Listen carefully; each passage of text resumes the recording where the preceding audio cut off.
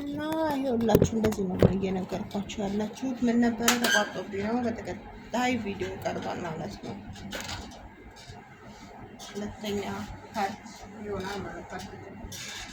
እና ለምንድን ነው እኛ እንደዛ የምናደርገው? ቲክቶክ ላይ እየጨፈረን እያመረን በፍሊተር እያሳመረን ፎታችንን ስንልክ የኢትዮጵያን ሕዝብ ወደ ስደት እየጋበዝ ነው።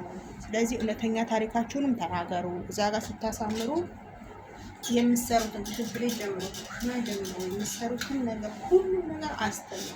እናንተ ስደት ላይ ያላችሁ ተጠንቀቁ።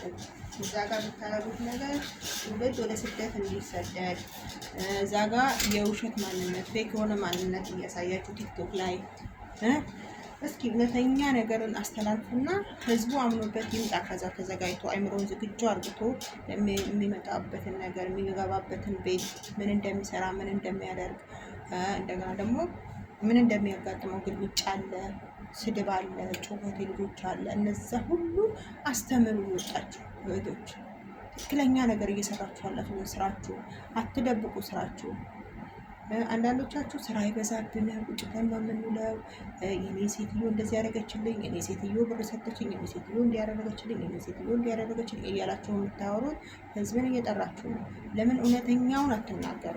እየኖራችሁ ያላችሁት እውነተኛነታችሁን ተናገሩ። ህዝቡ አምኖበት ይምጣ አይምጣ አይደለም፣ አይስራ አይደለም፣ ይስራ። ለምን እኛም እየሰራን ነው፣ እዚህ ጋር እኛም እየሰራን ነው። ግን ዝግጁ ሆነውበት እንዲመጡ ምክር። አንዳንዶቻችሁ መኪና ላይ ቆማችሁም ፎቶ ለካችሁ ትልካላችሁ። በቃ ተመችቷታል፣ ወይኔ ልጅ ተመችቷታል፣ ወይኔ እህቴ ተመችቷታል እያሉ ከዛ ምን ይሏችኋል? ብር የሚታፈስ ነው የሚመስለው። እንዴት እንደምታመጡት እናንተ ናችሁ የምታውቁት። አዎ ከሰራችሁ ትለውጣላችሁ። ስደት ይለውጣል። ቶሎ ግን የሆነ ነገር ካላጣችሁበት ማለት ነው። አሲድ ነው ብራቸው። እውነት ብራቸው ተመልሶ እነሱ ጋር ነው ስለሚመጣላችሁ የሳሰኑት ማለት ነው። ብሩ አይበረክትም።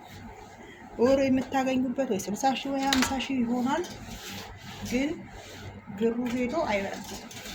ሀገር ነው የሚሆነው። በተለይ ደግሞ እናንተ ስትሄዱ ይዛችሁ ብሩን በእጃችሁ ስትሄዱ እንደ ወረቀት ነው፣ እንደ ወረቀት ታውቃለህ፣ ወረቀት በቃ አሁን ሳታስቡ 50 ሺህ ብር አጥፋችሁ ነው የምትሄዱት። አሁን ሳታስቡ